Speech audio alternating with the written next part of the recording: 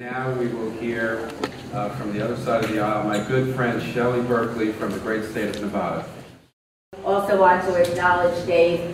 He was a wonderful member of Congress, and he is a stalwart supporter of the state of Israel, and that makes me love him very, very much.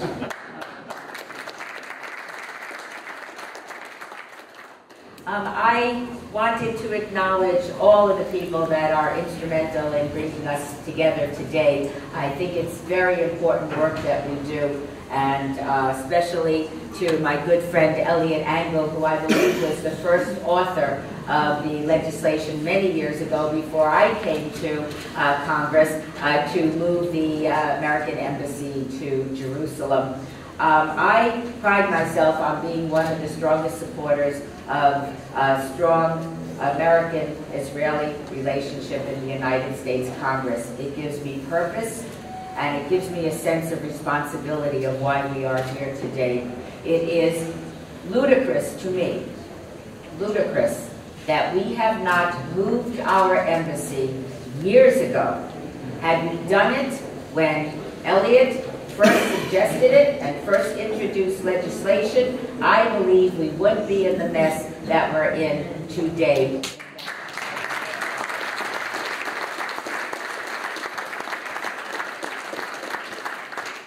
As the co-chairman of the House Israel Allies Caucus, I think if you're going to talk the talk, you better walk the walk.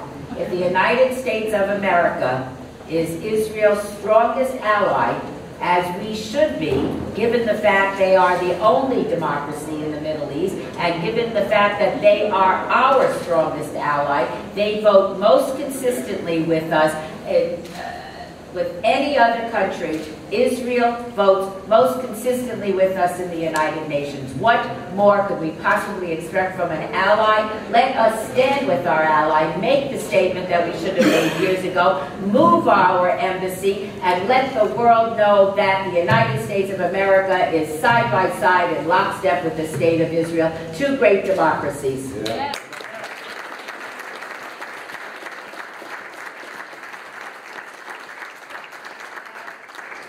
You all know what the legislation says. We're going to eliminate the waiver that every president, since that bill was passed, has exercised in the name of national security. I don't believe that keeping our embassy in Tel Aviv has made anybody in the United States of America more secure. Quite the contrary, it has destabilized that part of the world. Here, here.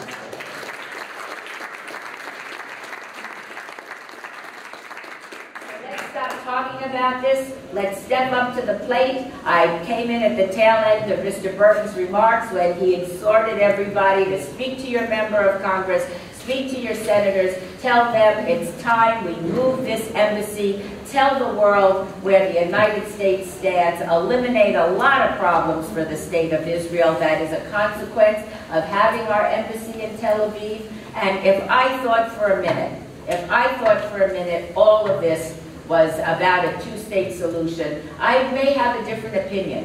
But in my mind, all of this is about the elimination of the state of Israel, the extermination of the state of Israel, and as long as there's breath in my body, that will never happen.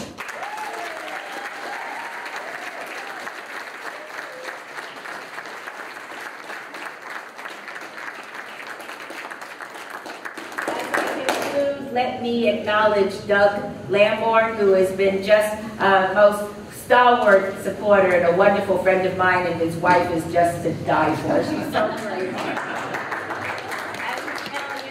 I don't know, George. I want to thank all of you for being here. When I was a civilian and not a member of Congress, I would come to Washington a few times a year, leave my family, leave my kids, leave my job, ask my mother-in-law to take care of the kids while I was gone. And as I walked the halls of Congress and talked to the various members of their staffs, and their eyes would glaze over while I was talking, and I would wonder, I said, does my being here, did I make a difference? I left my job, I slept all the way to Washington at considerable cost. I left my family. Did it make a difference as a citizen for me to be here and stand up for what I believed in? Now that I'm standing here, let me tell each and every one of you, what you're doing today is a mitzvah.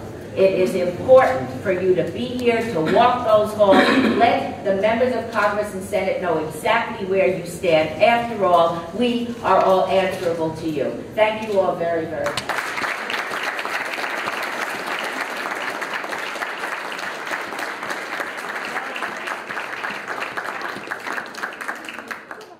We are now going to hear from Congressman Joe Walsh.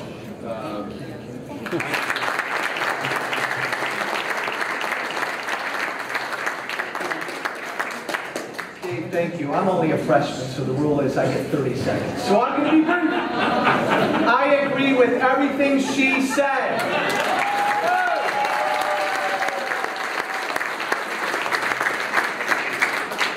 Quickly, I wrote a piece last week in which I said there will never, ever, thank you, somebody read it.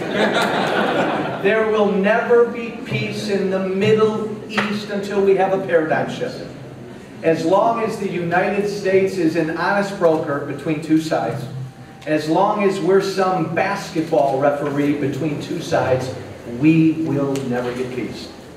The way we ultimately get peace is when we pick a side and stand with it. That's easy. We know what our side is. We know what our side is. We stand with Israel. We are not an honest broker. We are Israel's friend. We are Israel's advisor. We are Israel's protector.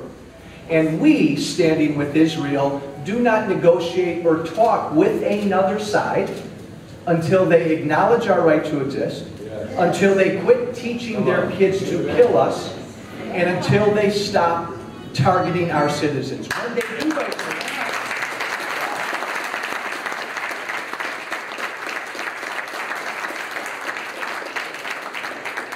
when they do those things, we sit down and talk. And here's the beautiful thing about this paradigm shift. This will lead to peace. Yes. This will lead to peace. The other side only respects strength. Shelley was absolutely right. If we had kept our embassy, if our embassy had been, and it was in Israel the past 20 or 30 years, we would be in a much better place now. I can think of no more visible sign of who we stand with, of this new paradigm, than having the courage to have our embassy in Israel. And look, again, I'm only a freshman. A lot of complicated stuff goes on up here. Much of it is not complicated. This simply involves having courage. This simply involves us having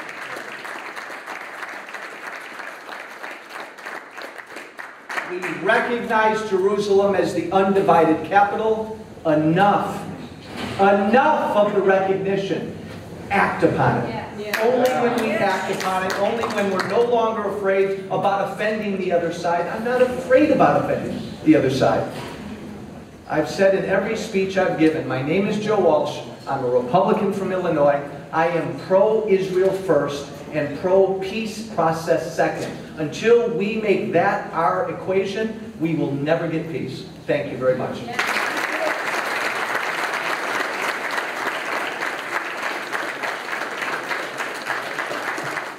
Since 1991, the Unity Coalition for Israel, UCI, has educated and motivated millions of people around the world to action in support of Israel.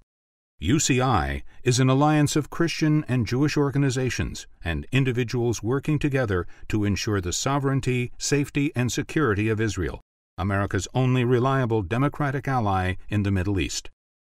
We want our listeners to participate by going to uc4i.org/move.